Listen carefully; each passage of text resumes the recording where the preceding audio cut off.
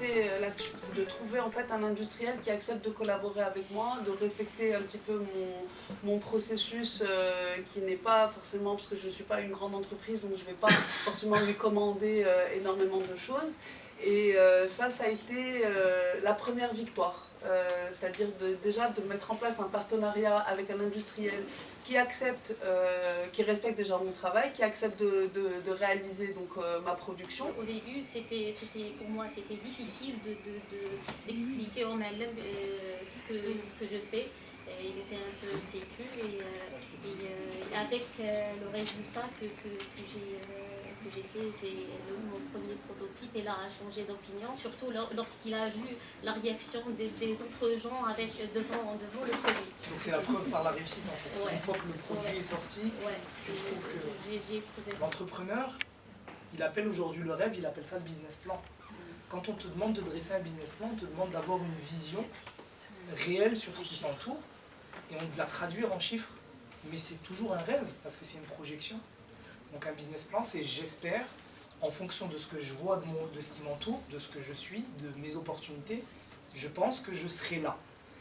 Et si tu arrives à traduire ce que tu imagines comme ton premier design, en disant moi, dans 10 ans, j'aimerais designer ça, et il faut que je passe par ça pour arriver là. Et si jamais j'arrive là, tu as été le premier à me faire confiance, on sera ensemble quand je serai là. Maintenant, j'ai la chance d'avoir un petit réseau d'artistes, de collectionneurs, etc. Donc j'ai pu vendre quelques pièces à certaines personnes, mais on ne peut pas dire que je suis encore vraiment une structure commerciale viable à ce niveau-là. Et là, je suis justement dans une phase dans l'histoire de mon entreprise, en tout cas de mon projet de mobilier, où il va falloir justement switcher vers une partie qui soit véritablement commerciale, avec tout le process qui soit bien intégré. Les expositions, j'ai pas encore des points de vente pour vendre, mais pour les fidéliser par la qualité, par le concept déjà, par les pièces uniques que je fais. Et donc dès qu'il y a une femme ou un homme qui achète mon produit, il connaît que c'est le seul qui le porte, c'est déjà une fierté pour moi et je fidélise mon produit. Et si on décide d'auto-entreprendre, on dit aller tout seul, il va falloir mettre plusieurs casquettes. Donc il faut d'abord se poser la question, est-ce que je suis prêt à mettre plusieurs casquettes? Si je suis prêt à mettre plusieurs casquettes, alors je vais essayer de répartir mon temps. Donc je vais essayer d'apprendre et je vais essayer de continuer à créer, et à un moment donné, une fois que vos premières ventes se feront parce que vous avez bien vu le marché, parce que vous avez commencé à créer, alors vous pouvez embaucher. Mais il faut se poser la question, je veux auto-entreprendre, donc il faut que je me mette moi la pression d'y arriver d'abord seul si je n'ai pas l'aide financière autour de moi ou les moyens humains qui vont m'aider ou les compétences. Mais il faut être prêt à ça. Dans le domaine de la création, c'est la R&D qui prend énormément de place dans les budgets. Et à un moment, c'est sûr qu'il faut faire des choix. Est-ce qu'on continue à chercher des nouveaux prototypes ou alors est-ce qu'on développe ce qu'on a déjà fait? Et là, effectivement, il faut une vision stratégique, il faut des business plans, il faut des choses. Et c'est important de pouvoir s'entourer de compétences dans le domaine parce qu'on ne peut pas, par définition, être au four et au moulin. On vit au XXIe siècle. Donc, je pensais au design connecté. Désolé, je viens de l'internet, je fais tout ce qui est informatique. En tant qu'artiste, est-ce que vous avez pensé à ça un jour, vous avez de toucher un peu à ça, faire des meubles connectés liés à l'artisanat? C'est très simple à faire en plus. En septembre 2016, le cluster de Marrakech a décidé de faire appel à 2 designers. Giulio Vinaccia, qui a gagné Compass de Oro. Donc Compass de Oro, c'est l'équivalent de l'Oscar du design. Et Hicham Hlou, que vous connaissez peut-être.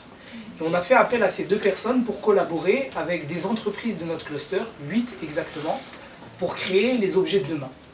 Donc on a créé un workshop design qui s'appelait Redesigning the Future. Et on a fait appel à des ingénieurs, comme toi peut-être, je ne sais pas si tu l'es, mais à des ingénieurs qui sont venus avec ces fameuses puces. Et on est sorti avec du produit connecté. Donc Il y a 40 ans, 50 ans, des gens ont créé un cluster qui s'appelle la Silicon Valley. Je voudrais revenir au témoignage de monsieur. Donc en fait, si vous êtes là aujourd'hui, si on nous écoute dans le monde entier, aujourd'hui, à travers Facebook et tout ça, c'est parce qu'un jour il y a eu des gens, des Américains de la Silicon Valley, qui se disaient on va révolutionner le monde, on va changer le monde. Un de ces jeunes, il s'appelle Bill Gates, il s'appelle Steve Jobs, etc. et d'autres encore. Ces gens-là se sont réunis, ils se sont dit on va créer une association non capitalistique. Tu as oublié peut-être de le dire tout à l'heure, donc le cluster n'est pas une association capitalistique, c'est-à-dire on ne mélange pas chacun ses sous, mais ensemble, et parce que nous sommes ensemble, et uniquement parce que nous sommes ensemble, que nous avons la possibilité de changer le monde. C'est quoi changer le monde? C'est-à-dire, ces gens-là imaginaient de créer le monde numérique que nous connaissons aujourd'hui. Le cluster, si on le développe comme il faut, c'est vraiment quelque chose c'est une force extraordinaire. Faites le parallèle avec ce que je viens de dire, vous verrez qu'on peut aller très. Le design marocain a les potentialités d'aller très loin. Donc maintenant, si je puis me permettre, le seul conseil que je donnerais à quelqu'un, je dirais, qui est entrepreneur dans ce registre-là, dans le registre donc design des industries créatives, est le suivant. C'est que, bien sûr, il y a les institutions étatiques donc, ou autres, il y a beaucoup d'aides, il y a beaucoup de choses. C'est surtout de rester focalisé donc, sur la voie donc, de la créativité. Okay? Ça, c'est le premier point. Le deuxième point, quand essayez de parler quand vous êtes face à des industriels, à des entrepreneurs, pensez le design à 360 degrés. Okay? Surtout, sortez le design de d'art au décor, des meubles, du mobilier, même si on a besoin donc, de ça aussi. Okay?